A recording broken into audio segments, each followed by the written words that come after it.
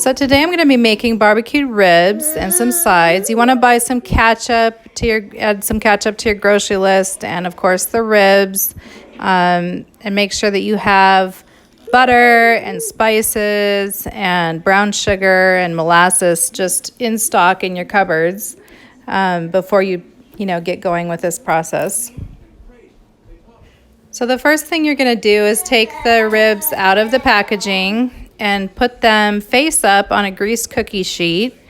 And we're going to just go ahead and season these ribs, the slab of ribs, with, I actually use salt and pepper, garlic powder, onion powder, some paprika, and just sprinkle that all kind of evenly over the top. And then you're going to put it in the broiler to broil for about 10 minutes. And meanwhile, while you're doing that, go ahead and melt some butter, maybe 2 or 3 tablespoons of butter in the bottom of a little pot or pan. And then you're going to add ketchup, probably like most of a bottle of ketchup.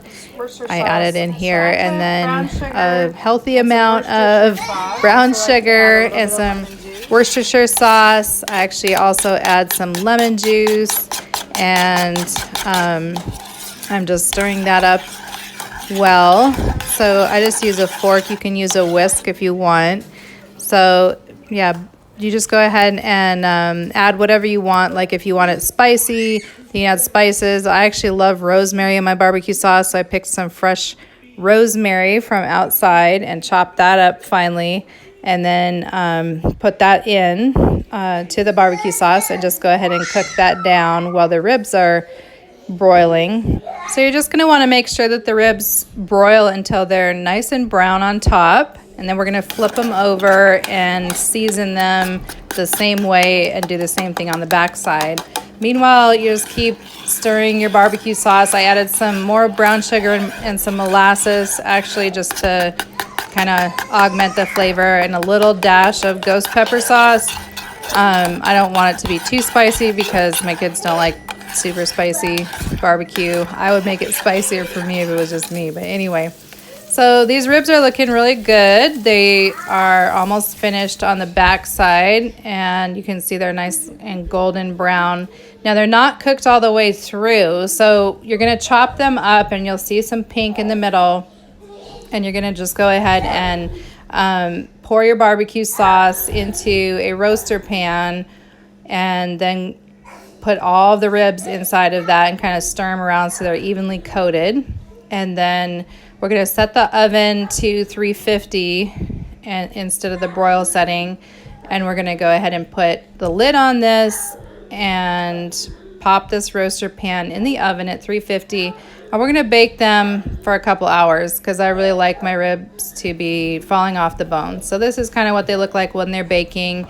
And you want to make sure that you get that juice off to the side and kind of pour it over the top, and keep basting them while they're baking, so that when those 2 hours are done, they look like this. They should look nice and sticky and solid. The sauce shouldn't be runny when you're all through cooking them. So these are the sides that I made with it, and I'm going to do those videos separate just in case somebody wants to watch like the mac and cheese video or the rib video or whatever. So this is the ribs, and it's super easy to make your own barbecue sauce, and also just cook those ribs in the oven if you don't have a grill.